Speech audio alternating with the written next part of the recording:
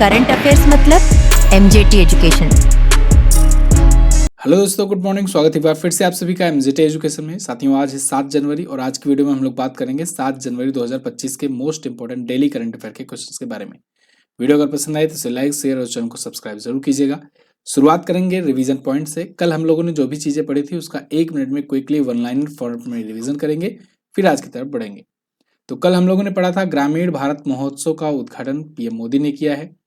Air visual data के अनुसार विश्व का सबसे प्रदूषित शहर बन चुका है हनोई।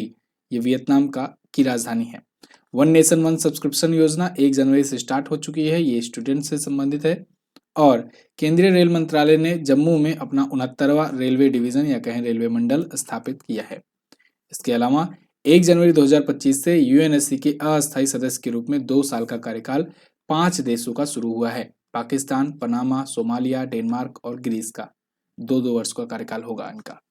और एसबीआई ने हर घर लखपति योजना शुरू की है। इसके अलावा फूड कॉर्पोरेशन ऑफ इंडिया के अध्यक्ष और प्रबंध निदेशक होंगे आशुतोष अग्निहोत्री। और मध्य प्रदेश के मुख्यमंत्री मोहन यादव ने राष्ट्रीय बाल विज्ञान कांग्रेस के 31वें संस्करण का उद्घाटन किया है। नागरिक उड्डयन महानिदेशालय के महानिदेशक अब होंगे फैज अहमद किदवई। और भारत और इंडोनेशिया के बीच में गैर बासमती सफेद चावल व्यापार पर समझौता हुआ है 4 वर्षों के लिए। तो ये टॉप 10 करंट अफेयर के क्वेश्चंस थे कल की वीडियो से, जिसका आपने वन लाइनर फॉर्मेट में किया रिवीजन 1 मिनट में। अब आज की तरफ बढ़ेंगे करंट अफेयर की तरफ, लेकिन उससे पहले रिमाइंड करा दूं कि बुक आ चुकी है अपनी। फटाफट से जाओ, जल्दी से ऑर्डर करो। लिंक डिस्क्रिप्शन में दिया गया है, पिन कमेंट भी चेक कर लेना और जा करके इसको ऑर्डर करो, जिससे जितनी जल्दी ऑर्डर करोगे उतनी जल्दी आप तक पहुंचेगी और आने वाले सभी एग्जाम के लिए यूजफुल होगा। चलिए, पहला क्वेश्चन, किस राज्य में भारत के पहले जनरेशन बीटा बच्चे का जन्म हुआ? तो भारत का पहला जनरेशन बीटा का बच्चा हुआ मिजोरम में। मिजोरम में ये बीटा जनरेशन क्या है इसको समझिए पहले, उसके बाद फिर ये बच्चे पर बात करेंगे। देखो, जनरेशन बीटा बच्चा उसे कहा जा रहा है जो 2025 से लेकर के 2039 में पैदा होंगे, उनको जनरेशन बीटा का या कहें कि बीटा जनरेशन का बच्चा कहा जाएगा। अब 2025 जैसे ही शुरू हुआ, उसमें सबसे पहले जो बच्चा पैदा हुआ उसे ही कहा जा रहा है कि भारत का पहला बीटा जनरेशन वाला बच्चा। तो ये हुआ मिजोरम में, ठीक है ना। यहाँ पर आप आर्टिकल देखिए, India's first generation beta baby born in Mizoram. तो ये इसका नाम फ्रेंकी रेमू अटिका जेडेंग है और ये वहाँ के हिसाब से नाम रखा गया है, वहाँ की लैंग्वेज में। तो आइजॉल में इसका जन्म हुआ है और जन्म इसका हुआ कितने बजे? 12:04 पर हुआ। कब हुआ? 1 जनवरी को ही, 1 जनवरी 2025 को। इसीलिए ये बीटा जनरेशन का बच्चा है, ठीक है ना, पहला बच्चा है। ये नाम दिया किसने? तो एक है मार्क मैकक्रिंडल, ये 2025 से 2039 को माने हैं बीटा जनरेशन। तो इनके बीच के बच्चे बीटा जनरेशन कहलाएंगे।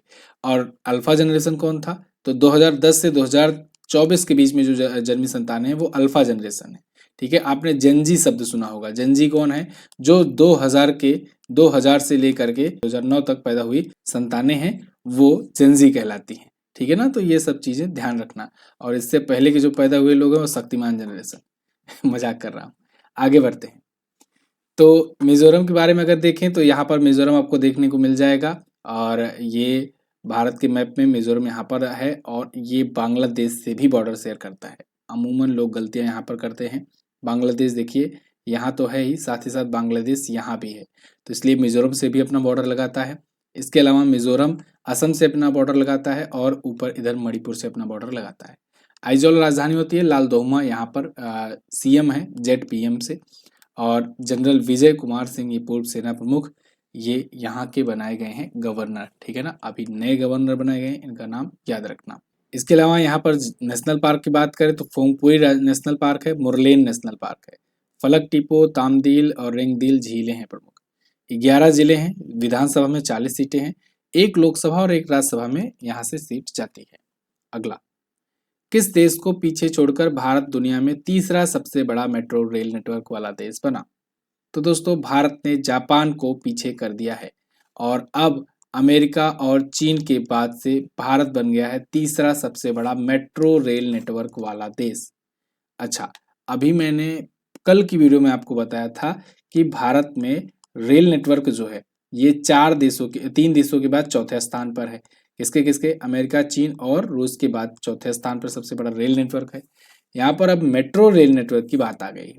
तो मेट्रो नेटवर्क जिससे हम लोगों ने कॉन्सेप्ट लिया है, मतलब जो देश आकर के भारत में मेट्रो की शुरुआत किया, वही देश को हम लोग पीछे कर दिए हैं।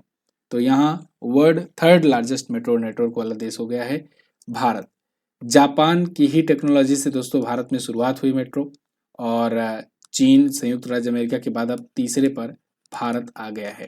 ठीक है ना, जापान को पीछे कर दिया है हम लोगों ने 11 राज्यों के 23 शहरों में 1000 किलोमीटर के मेट्रो मार्ग सेवाएं शुरू कर दी हैं। पहला मेट्रो नेटवर्क आपको पता होना चाहिए 1984 में शुरू हुआ था, कोलकाता मेट्रो शुरू किया था।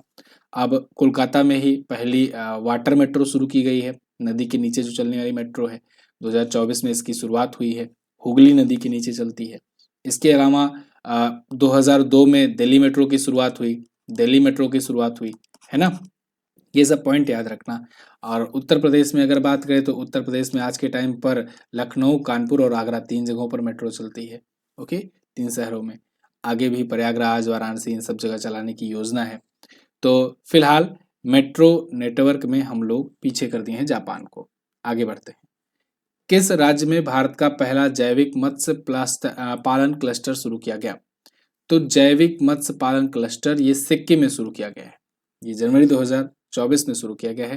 यहाँ पर देखिए, India's first organic fisheries cluster in Sikkim कहाँ पर लॉन्च किया गया है? सिक्किम के सोरंग में इसे लॉन्च किया गया है जनवरी में। तो पूर्वोत्तर राज्यों के लिए 50 करोड़ रुपए के परियोजनाओं का भी गुवाहाटी में उद्घाटन किया गया और इसका भी उद्घाटन किया गया। तो अब इसमें क्या होगा? ये पहला जैविक मत्स्य पालन क्लस्टर क्या है? अच्छा, एक चीज और मैं आगे बढ़ूं इससे पहले बता दूं, सबसे पहले क्वेश्चन कि पूरी तरीके से जैविक खेती करने वाला पहला राज्य यही है। जैविक खेती वाला पहला राज्य सिक्किम ही है। ये मैं लिख दे रहा हूं क्योंकि ये इंपॉर्टेंट पॉइंट है, ये पूछा जा सकता है और पूछा भी गया है। सिक्किम है, ठीक है ना। तो पूर्णतया जैविक खेती वाला पहला राज्य सिक्किम है और इसी में मत्स्य का भी, यानी मछलियों का भी, ये जैविक मत्स्य पालन का क्लस्टर शुरू किया गया है।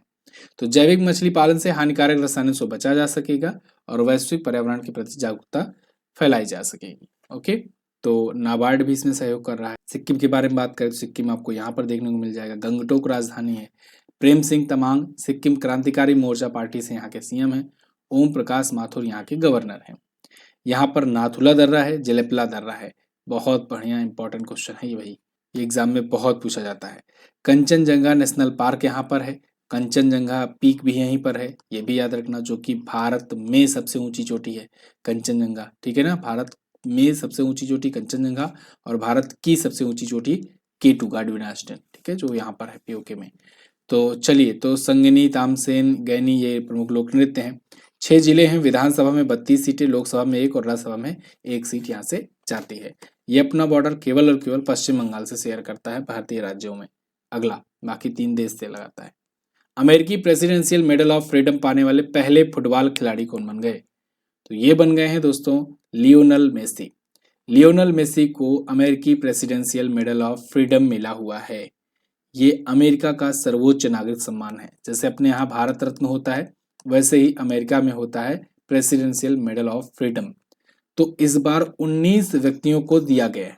जो बाइडेन जा रहे हैं, जाते जाते ये सम्मानित कर रहे हैं। तो जाते जाते इन्होंने अपने ही पार्टी के बहुत सारे लोगों को, अपने ही विचारधारा के बहुत सारे लोगों को सम्मानित किया।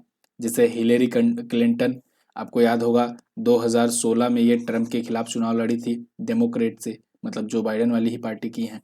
जॉर्ज सोरोस, ये तो मतलब एक बहुत ही फेमस लेफ्टिस्ट, एक परोपकारी हैं, बिजनेसमैन हैं और दुनिया भर में लेफ्ट की गवर्नमेंट को ऑर्गेनाइज कराने में, या कहें कि लेफ्ट विंग की सरकार को स्थापित करने में इनका हाथ रहता है। बांग्लादेश जैसे देशों में ये सत्ता गिराने के लिए जाने जाते हैं और भी बहुत सारे देशों में इन्होंने सरकारें गिराई हैं। तो इनको दिया गया। अब इनको दिया गया तो इसीलिए खूब बवाल खड़ा हुआ। एलन मस्क जो है इनको आड़े हाथे लिए और उसके बाद खूब इनकी आलोचना करना शुरू की।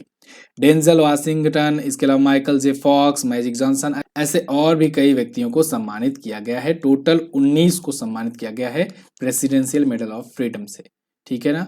तो लियोनेल मेसी ये पहले पुरुष फुटबॉल खिलाड़ी हैं जिन्हें इस पुरस्कार से सम्मान किया गया। क्या लियोनेल मेसी अमेरिका के हैं? नहीं जी, लियोनेल मेसी अर्जेंटीना के हैं, अर्जेंटीना के फुटबॉलर हैं, ये बात ध्यान रखना। और इन्होंने अर्जेंटीना टीम को 2022 का फीफा वर्ल्ड कप भी जिताया था। फीफा वर्ल्ड कप 2022 किसने जीता? अर्जेंटीना ने जीता। आयोजन कहाँ हुआ था? कमेंट करके हमें बताओ। और साथ ही साथ 2026 वाला आयोजन कहाँ होगा ये भी बताना, है ना। आगे बढ़ते हैं। तो ये सर्वोच्च नागरिक पुरस्कार है भारत के भारत रत्न के समान। 47वें राष्ट्रपति के रूप में डोनाल्ड ट्रंप 20 जनवरी को शपथ लेंगे, है ना। तो 46वें जो बाइडेन ने इनको दिया है पुरस्कार सबको। अगला 18वां प्रवासी भारतीय दिवस सम्मेलन 2025 का आयोजन किस शहर में किया जाएगा? तो 18वां प्रवासी भारतीय दिवस सम्मेलन ये भुवनेश्वर में होगा। ये क्वेश्चन मैं कई बार बता चुका हूं आपको, इसको याद रखिएगा। अभी ये जब तक हो नहीं जाएगा आयोजन तब तक इम्पोर्टेंट रहेगा, और आने वाले एग्जाम के लिए तो बहुत पूछा जाना ही है। तो प्रवासी भारतीय दिवस सम्मेलन कब से शुरू होता है? 8 तारीख से शुरू होता है। 8 जनवरी से 10 जनवरी तक चलता है। क्यों? क्योंकि 9 जनवरी को बीच में यही होता है प्रवासी भारतीय दिवस। 9 जनवरी को प्रवासी भारतीय दिवस मनाया जाता है। क्यों मनाया जाता है? चलो कमेंट करके बताओ। क्योंकि दोस्तों 9 जनवरी को 1915 में महात्मा गांधी जी साउथ अफ्रीका से वापस भारत आए थे, तो उन्हीं की याद में हम लोग 9 जनवरी से मनाते हैं। कब से मनाया जाना शुरू हुआ है ये भी क्वेश्चन पूछा गया है। 2003 से इसकी शुरुआत हुई है, ये क्वेश्चन याद रखना, ये अभी वीडियो के एग्जाम में पूछा गया था। तो इस बार 18वां प्रवासी भारतीय दिवस सम्मेलन है जो 8 से 10 जनवरी को कहाँ पर? भुवनेश्वर उड़ीसा में आयोजित किया जाएगा। ठीक है ना, याद रखना, बहुत इंपॉर्टेंट है। इस बार की थीम रहेगी विकसित भारत में प्रवासी भारतीयों का योगदान। ओके, और इसमें मुख्य अतिथि रहेंगे त्रिनिदाद टोबैगो की राष्ट्रपति क्रिस्टीन कार्ला कांगुलू। ये भी इंपॉर्टेंट पॉइंट है, इंपॉर्टेंट पॉइंट है। अब कुछ और आयोजन सम्मेलन है, उनका रिवीजन करेंगे। अभी कुछ दिन पहले मैंने आपको पहला वेब शिखर सम्मेलन की बात की थी, फरवरी में होगा और नई दिल्ली में होगा, पहली बार भारत मेजबानी करेगा। ठीक है ना। विश्व समुद्री शिखर सम्मेलन चेन्नई में होगा। प्रथम भारत समुद्री विरासत सम्मेलन नई दिल्ली में होगा। संयुक्त राष्ट्र की वैश्विक भू स्थानिक सूचना प्रबंधन एशिया प्रशांत सम्मेलन भारत में होगा। आम सभा और वैश्विक सरकारी सम्मेलन नई दिल्ली में हुआ। G20 हुआ ब्राजील में। COP29 हुआ बाकू अजरबैजान में। G7 हुआ इटली में 2024 का। ठीक है ना, ये भी याद रखना। पहला एशियाई बौद्ध शिखर सम्मेलन नई दिल्ली में हुआ। 17वां भारतीय शहरी गतिशीलता गांधीनगर गुजरात में। एशिया स्वच्छ ऊर्जा सम्मेलन सिंगापुर में हुआ। ओके साथियों, बुक फ्लिपकार्ट अमेजन पर तो अवेलेबल है ही है। जिन लोगों को एमजेटी के माध्यम से कुरियर करवाना है, मतलब जैसे कहीं कहीं पर होता है पहुंच नहीं हो पाती है, पिछली बार भी बहुत सारे ऐसे लोग थे जो अनंतनाग से या उत्तराखंड में या बहुत सारी ऐसी जगहों से ऑर्डर करना चाह रहे थे, तो उनको भी कुरियर कराया गया था। तो इस बार भी ऐसे कोई व्यक्ति हैं जो ऐसे बहुत ज़्यादा रिमोट एरिया में रहते हैं, वहाँ पर अगर अमेजन फ्लिपकार्ट की सेवाएं नहीं हैं तो उन तक कुरियर करवाया जाएगा। हमारा उद्देश्य है हर व्यक्ति, हर स्टूडेंट तक ये बुक पहुंचे, तो इसलिए आप लोग अपनी डिटेल्स व्हाट्सएप कीजिए। आप व्हाट्सएप पर ही पेमेंट करके आप इसे ऑर्डर कर पाएंगे और आपका ऑर्डर आप तक कुरियर कराया जाएगा, अगर आप फ्लिपकार्ट और अमेजन से नहीं ले पाते हैं तो। चाहे जहां से भी लो, लेकिन ले जरूर लो बुक को, क्योंकि बुक आने वाले 1 साल तक आपको सभी एग्जाम में हेल्प करने वाली है। इस एक बुक से आप बार बार जब पढ़ोगे, बार बार रिवीजन करोगे ना, तो चीज़ें अच्छे तरीके से कंठस्थ हो जानी हैं। और ये वो बुक है, समझ लो ब्रह्मास्त्र इसका नाम ऐसे ही नहीं पड़ा है। ये वो बुक है जो आपके PCS, IAS, UPSC तक के लेवल तक के एग्जाम को कवर करती है। ना सिर्फ वनडे एग्जाम बल्कि आपका UPSC तक के लेवल को ये कवर करने वाली बुक है। और बहुत सारे UPSC के एस्पिरेंट हैं जिनकी पसंदीदा बुक है। आप इसको बुक को लोगे, पढ़ोगे तो आपको ये समझ में आएगा। बहुत सारे लोग हैं जो अधिकारी हैं, पोस्ट पर हैं, और वो भी अपनी पोस्ट अपग्रेड करने के लिए जब तैयारी कर रहे होते हैं तो वो भी हमारी पुस्तकें चूज करते हैं। तो आपको मैं कभी दिखाऊंगा भी रिव्यू वगैरह, तो आप लोग जो है इस पुस्तक को परचेज करिए बिल्कुल निर्भीक होकर के, जितने लोग हिंदी वाले हैं। और इंग्लिश वालों के लिए भी बुक तैयार की गई है, लगभग तैयार हो चुकी है, तो इंग्लिश वाले का प्रोसेस बताया जाएगा। अगर आपको इंग्लिश किसी को चाहिए बुक तो आप व्हाट्सएप कीजिए, आपको वहाँ पर डिटेल्स बताई जाएंगी। और बाकी चीज़ें तो आपको मैं बता ही रहा हूँ धीरे धीरे से कि इसमें हर चीज़ डिटेल कंटेंट के साथ है, डिटेल एक्सप्लेनेशन के साथ है। और एक्सप्लेनेशन में भी कोई फर्जी की कहानी लिख करके यहाँ पेज नहीं बनाया गया है, केवल और केवल फैक्ट, हर लाइन में फैक्ट आपको देखने को मिलेगा। कोई भी लाइन ऐसी नहीं मिलेगी जहाँ पर कोई डाटा ना हो, है ना, कोई भी ऐसी लाइन आपको नहीं मिलेगी। अगला, किस पद्म पुरस्कार से सम्मानित दिग्गज परमाणु वैज्ञानिक डॉक्टर राजगोपाल चिदम्बरम का निधन हो गया? तो डॉक्टर राजगोपाल चिदम्बरम जी ये पद्मश्री और पद्म भूषण से सम्मानित थे। उपरोक्त ए और बी ऑप्शन आपका करेक्ट हो जाएगा। ये बहुत ही फेमस और बहुत ही महान साइंटिस्ट थे। 1998 में जो पोखरण परीक्षण हुआ था ना, जब भारत ने अपना परमाणु की टेस्टिंग की थी, उसमें इनका भी अहम योगदान रहा था। ये उस मिशन को लीड कर रहे थे। तो इनको आगे चल करके जस्ट 1 साल बाद पद्म भूषण भी दिया गया इसी वर्क की वजह से 1999 में। पद्मश्री तो ये बहुत पहले ही पा गए थे 1975 में ही, और 1999 में इनको मिला। 1975 में तब पाए थे जब स्माइलिंग बुद्धा किए थे, और 1999 में तब पाए जब ऑपरेशन शक्ति किए, है ना। तो ऑपरेशन शक्ति और स्माइलिंग बुद्धा दोनों के तहत हम लोगों ने परीक्षण किया था। ये दोनों का कोड नेम है, ये याद रखना। ऑपरेशन शक्ति के तहत 1998 का पोखरण परीक्षण किया था। स्माइलिंग बुद्धा 1974 में जब हम लोगों ने पहला परमाणु परीक्षण किया था। ठीक है, तो दोनों का नेतृत्व इन्होंने किया था। तो जनवरी 2025 में मुंबई में इनका निधन हुआ है 88 वर्ष की आयु में। और परमाणु चुंबकीय अनुनाद प्रध्वनि पर थीसिस के लिए ये मार्टिन फोस्टर पदक भी पा चुके थे, और भारत के प्रधान वैज्ञानिक सलाहकार भी रहे 2002 से 2018 तक। अब पिछले दिनों में कुछ और भी निधन हुए हैं, उनका रिवीजन करेंगे। के.एस. मणिलाल जी, ये वनस्पति शास्त्री थे और फिल्म निर्माता थे, इनका निधन हुआ। एम.टी. वासुदेवन नायर, मलयालम लेखक थे, इनका निधन हुआ। जिमी कार्टर, ये अमेरिका के 39वें राष्ट्रपति थे, इनका निधन हुआ। ओसामू सुजुकी का निधन हुआ, ये सुजुकी मोटर कॉर्पोरेशन के अध्यक्ष थे। डॉक्टर मनमोहन सिंह जी, भारत के पूर्व प्रधानमंत्री, महान अर्थशास्त्री, इनका निधन हुआ। श्याम बेनेगल जी का निधन हुआ, फिल्म निर्माता थे। ओम प्रकाश चौटाला, ये हरियाणा के पूर्व सीएम थे 5 बार, इनका निधन हुआ। उस्ताद जाकिर हुसैन जी का निधन हुआ, विश्वविख्यात तबला वादक थे। पुरुषोत्तम उपाध्याय जी का निधन हुआ, गुजराती सुगम संगीत के प्रतिष्ठित व्यक्ति थे। जॉन टिसिनवुड, सबसे बुजुर्ग व्यक्ति थे, इनका निधन हुआ। और वरदारा कमलाकर राव, मृदंगम वेदवान थी, इनका निधन हुआ। अगला, 5 जनवरी 2025 को गोल्डन ग्लोब्स पुरस्कार समारोह का आयोजन कहाँ किया गया? तो गोल्डन ग्लोब्स पुरस्कार इसका आयोजन किया गया और पुरस्कारों का वितरण किया गया। ये लॉस एंजल्स अमेरिका में किया जाता है। तो इस बार का भी गोल्डन ग्लोब पुरस्कार दिया गया। अब इसमें विजेता कौन कौन रहे, उनको आइए देखते हैं। तो 82वां इस बार का संस्करण था, ये बात ध्यान रखना। 82nd संस्करण था। Best actress drama Fernanda Torrens को चुना गया आई एम स्टिल हियर के लिए। ये फिल्म का नाम है और ये एक्ट्रेस का नाम है। बेस्ट एक्टर ड्रामा कैटेगरी में एड्रियन ब्रॉडी को दिया गया। देखो इसमें कैटेगरी तो बहुत सारी थी, मतलब समझ लो 50 कैटेगरियां थी जिसमें अवार्ड दिए गए, लेकिन जो मेन है, जो महत्वपूर्ण है, जिनको आपको याद रखना है, वो मैं बता रहा हूँ। तो ड्रामा कैटेगरी में बेस्ट एक्टर और ड्रामा कैटेगरी में बेस्ट एक्ट्रेस, ये याद रखना। बेस्ट एक्टर ड्रामा में एड्रियन ब्रॉडी को चुना गया द ब्रूटलिस्ट के लिए। Best motion picture non English language के लिए एमिलिया पेरेज को चुना गया। एमिलिया पेरेज ने सबसे ज्यादा अवार्ड जीते हैं। Best motion picture musical and comedy के लिए भी एमिलिया पेरेज को चुना गया। बेस्ट डायरेक्टर ब्रेडी कॉर्बेट को द ब्रूटलिस्ट के लिए इनको बेस्ट डायरेक्टर चुना गया। बेस्ट टेलीविजन सीरीज सोगुन रही, ये पूछा जा सकता है आपसे। बेस्ट ओरिजिनल सॉन्ग रहा अल माल, ठीक है, एमिलिया पेरेज के लिए। तो एमिलिया पेरेज देखिए 3 अवार्ड हो गए बड़े बड़े। अच्छा, इस अवार्ड शो में भारत की डायरेक्टर पायल कपाड़िया गई थी, नॉमिनेट हुई थी 2 चीजों के लिए। एक तो all we imagine as light, ये इनकी डायरेक्ट की हुई फिल्म है। तो इस फिल्म को नॉमिनेशन मिला था best non English language motion picture की कैटेगरी में। दूसरा, पायल कपाड़िया को खुद बेस्ट डायरेक्टर कैटेगरी में नॉमिनेशन मिला था। हालांकि दोनों में ही इन्हें कोई अवार्ड नहीं मिल पाया, लेकिन नॉमिनेट हुई थी तो क्वेश्चन पूछा जा सकता है, जैसे अभी रेलवे एग्जाम में कुछ क्वेश्चंस में नॉमिनेशन के क्वेश्चन आए थे। ठीक है, अगला, केंद्रीय शिक्षा मंत्री धर्मेंद्र प्रधान जी ने किस परियोजना का शुभारंभ किया? तो केंद्रीय शिक्षा मंत्री धर्मेंद्र प्रधान जी ने सशक्त बेटी और ई दृष्टि, ये 2 परियोजनाओं का अभी शुभारंभ किया हुआ है। तो यहाँ पर आर्टिकल देखिए, एजुकेशन मिनिस्टर लॉन्च शक्ति बेटी ई दृष्टि प्रोजेक्ट, ठीक है। तो और साथ ही साथ उन्होंने लैपटॉप और टैबलेट्स भी डिस्ट्रीब्यूट किए। तो 4 जनवरी को दिल्ली यूनिवर्सिटी में इन्होंने इन दोनों परियोजनाओं का उद्घाटन किया है।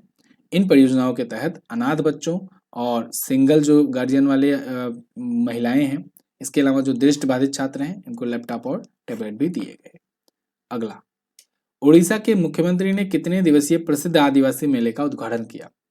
तो उड़ीसा के सीएम जी ने अभी हाल ही में 11 दिवसीय आदिवासी मेले का शुभारंभ किया। आदिवासी मेले समय समय पर आयोजित होते हैं आदिवासियों को एक मुख्य धारा से जोड़ने के लिए, उनके प्रोडक्ट को सेल कराने के लिए, उनके प्रोडक्ट को कस्टमर दिलाने के लिए एक प्रकार का मंच प्रदान किया जाता है।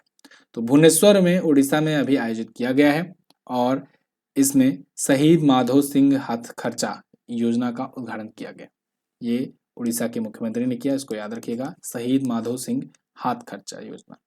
इस योजना के तहत 2 लाख आदिवासी छात्रों को 5,000 रुपए का एक मुश्त वास्तविक सहायता दी जाएगी। ये योजना पूछी जा सकती है, इसको अलग से क्वेश्चन चलिए मैं वन लाइनर में आपका या कहीं क्वेश्चन ऑफ द डे में आपसे पूछ लूंगा, ठीक है। तो फिलहाल आदिवासी मेले में आदिवासी उत्पादों को प्रदर्शित करने के लिए स्टॉल वगैरह यहाँ पर लगाए जाते हैं।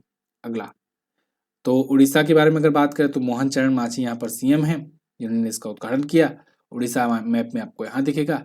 चिल्का लेक जो है, ये ध्यान रखना, चिल्का झील, ये 3 पॉइंट यहाँ से मैं जब भी आता है बताता हूँ, तीनों पॉइंट से क्वेश्चन बन सकते हैं। एक तो भारत की खारे पानी की सबसे बड़ी झील है ये, दूसरा भारत की पहली रामसर साइट है, तीसरा ये किस टाइप की झील है, तो लैगून टाइप की झील है। फिर से लैगून टाइप की झील है, पहली रामसर साइट है भारत की, और भारत की खारे पानी की सबसे बड़ी झील है। ये तीनों ही पॉइंट याद रखना। अनसुपा झील भी है, कंजिया झील भी यहाँ पर है। इसके अलावा सिमलीपाल नेशनल पार्क बहुत बार पूछा गया है, नंदनकानन जूलॉजिकल पार्क, चंद्रका हाथी विहार, भीतरकनिका नेशनल पार्क, ये सब पूछे जाते हैं। भीतरकनिका जब बात आए तब भी एक पॉइंट बताता हूँ कि ये भारत का दूसरा सबसे बड़ा मैग्रोव क्षेत्र का वन है, और पहला सबसे बड़ा मैग्रोव क्षेत्र कौन सा है, तो सुंदरवन का नेशनल पार्क, ठीक है। 30 जिले हैं, 147 विधानसभा में सीटें, लोकसभा में यहाँ से 21 और राज्यसभा में 10 सीट यहाँ से जाती है। कंभमपति हरिबाबू यहाँ के गवर्नर। तो ये थे साथियों आज के दिन के टॉप 9 करंट अफेयर के क्वेश्चन। आई होप आपको वीडियो पसंद आई होगी। लास्ट डे के क्वेश्चंस की बात करें, कल मैंने पूछा था 4 जनवरी को विश्व ब्रेल दिवस घोषित किया गया था, कब, तो 2018 में घोषित किया गया। 2022 का द्रोणाचार्य पुरस्कार किसने जीता, तो सुभाष राणा, दीपाली देशपांडे और संदीप सांगवान ने जीता। सभी ऑप्शन आपका करेक्ट होगा। आज आपको क्या बताना है, विश्व में चावल का सबसे बड़ा निर्यातक देश कौन सा है। कल की वीडियो देखे होगे तो जरूर आंसर कर ले जाओगे। कौन सा देश यूएनएससी के 5 सदस्य देशों में से नहीं है, 5 अस्थायी सदस्य देशों की यहाँ बात हो रही है, इनमें से कौन नहीं है, ये कमेंट करके आपको बताना है।